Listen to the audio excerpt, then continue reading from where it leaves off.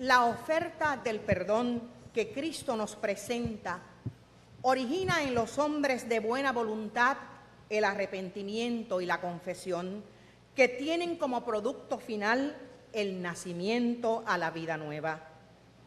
Cuando Jesucristo nos habla, lo hace con la invitación de su amor redentor. Él nos brinda una oferta sin especulación o regateo. Nuestro Señor no pide garantía de que habremos de escucharle. Sencillamente nos habla y nos ofrece su vida. Su ofrecimiento es la más elocuente palabra. De esa gran palabra emanan las palabras que Él nos dirige, y la primera de ellas la reseña el evangelista Lucas en el capítulo 23, en el verso 34. Padre, perdónalos, porque no saben lo que hacen. Nuestra hermana Marvilis Ávila Rodríguez en esta hora nos lleva a reflexionar sobre esta palabra en este primer momento. Y Jesús decía: Padre, perdónalos porque no saben lo que hacen. Jesús nos enseña a perdonar desde la cruz, desde el dolor de quienes le infligen daño, desde el sufrimiento crudo, profundo, humano, porque el cuerpo vocifera las heridas físicas que le han hecho. Jesús intercede por el perdón aún sin que ellos se lo estén pidiendo. En las dinámicas de perdón, quien ha hecho daño no siempre reconoce y pide ese perdón.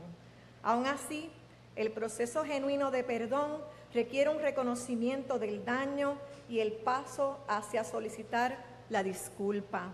Es decir, que hemos aprendido que para recibir el perdón hace falta reconocer el pecado y querer disolverlo por la fe. Pero en esta oración la petición del perdón no está. Y aún así Jesús aboga por quienes le hacen daño para que reciban el perdón divino. Jesús intercede en oración por sus verdugos.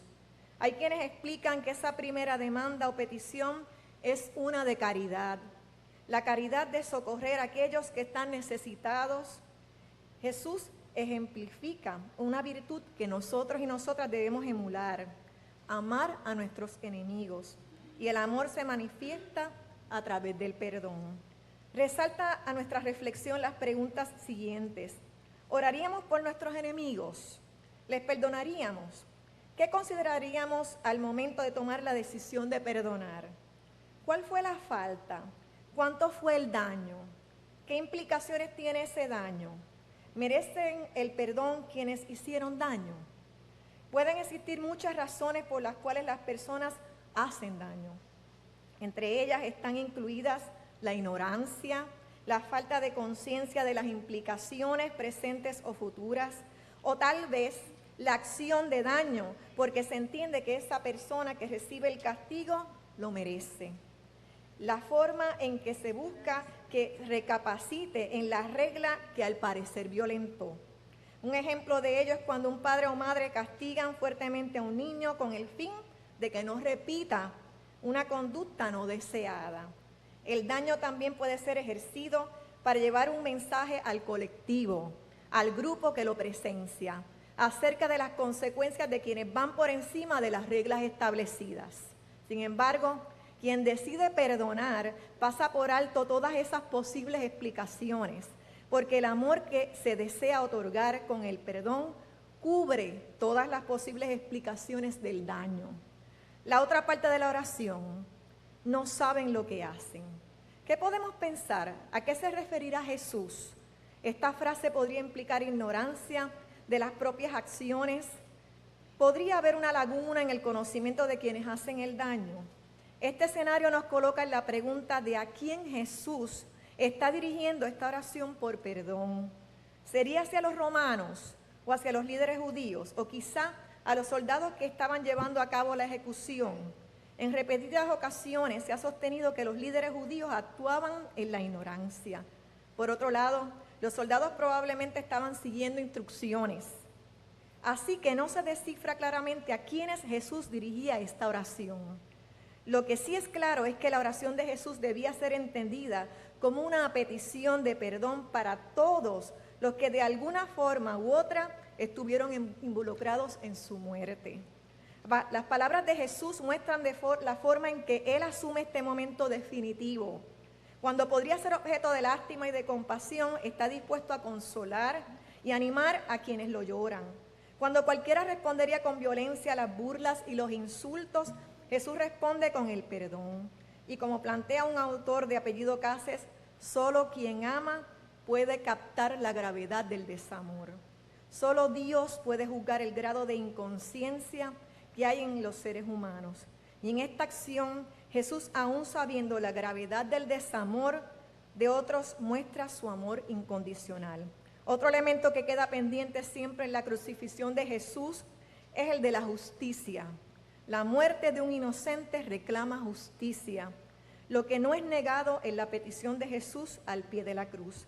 Particularmente en el relato traído en el Evangelio de Lucas, no se destacan los hechos sangrientos con que enfrentaron a Jesús. En el Evangelio hay preocupación por subrayar la injusticia que se cometió con Jesús, y al extremo que puede llegar la intolerancia y la obstinación de una nación que no quiso aceptar que en Jesús Dios se les estaba manifestando en su totalidad. El perdón es una forma de amor que no exige justicia, castigo o reparación de daño. En la crucifixión de Jesús, esa justicia arropa a quienes sufren de la ignorancia de no saber que estaban matando al Hijo de Dios, como quienes a conciencia sí lo sabían. Ahora bien, hermanos y hermanas, la justicia de este crimen no se hace con la venganza o el mismo daño a quienes le hirieron y lo crucificaron. Es así que el acto de perdonar no está en contradicción con perseguir la justicia. La justicia se persigue desde las acciones de amor. La voluntad de perdonar se expresa en la justicia restaurativa y, como indica Desmond Tutu, si no introducimos el perdón en el ciclo de heridas, lesiones y venganzas, crearemos patrones de daño y de violencia que se repetirán en vecindarios, ciudades y países por décadas y por siglos. Es por ello que en esta forma de amar, Jesús se olvida de sí para concentrarse en la petición de perdón que llenará al mundo en una lluvia de gracia. Es así que el perdón en sí mismo es un acto de liberación. Es una liberación no solo para la persona que ejerció el mal, sino para quien sufrió las heridas. Esto resulta muy difícil visualizarlo para quien es herido o herida. Solo pensemos en un momento cuántos de nosotros y nosotras hemos sido afectados por las acciones de alguien de quien esperábamos mucho o de alguien a quien amamos.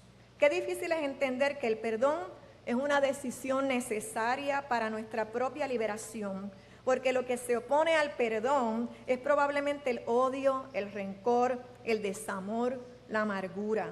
Así que el remordimiento nos aprisiona, nos insensibiliza, nos daña. Jesús nos da un ejemplo sin igual, muestra su caridad, la perfección de su amor que desea el bien para otros y para nosotros y nosotras. Jesús es nuestro modelo a seguir en este proceso de sanación, de liberación, para continuar de pie haciendo el bien individual y el bien colectivo. El perdón es pues el paso que no niega las heridas ni el profundo dolor que podemos experimentar en nuestra humanidad, en nuestro cuerpo, en nuestras emociones. Pero aún sin negar esto, el perdón se convierte en el camino hacia nuestra propia liberación, hacia nuestra común unión con Cristo. El perdón abre a su vez el camino hacia la restauración. El perdón es el triunfo del amor de Dios en nosotros los seres humanos. Pidamos a Dios que germine siempre en nosotras y nosotras ese anhelo de perdonar, de amar como Jesús amó y de caminar en libertad con Él de la mano.